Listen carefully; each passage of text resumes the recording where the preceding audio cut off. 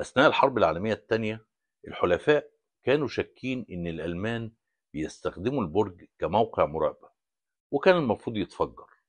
لكن ضابط أمريكي لما شاف جمال البرج رفض تنفيذ الأمر، وبكده نجا أحد أهم معالم أوروبا والعالم بفضل قرار إنساني واحد.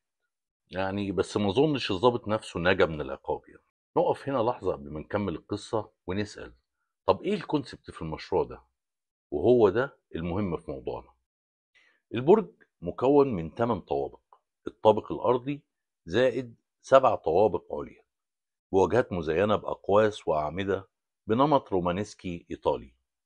ارتفاع البرج حوالي 55.8 متر من الجانب القصير، و56.7 متر من الجانب الأعلى، طبعا ده بسبب الميل.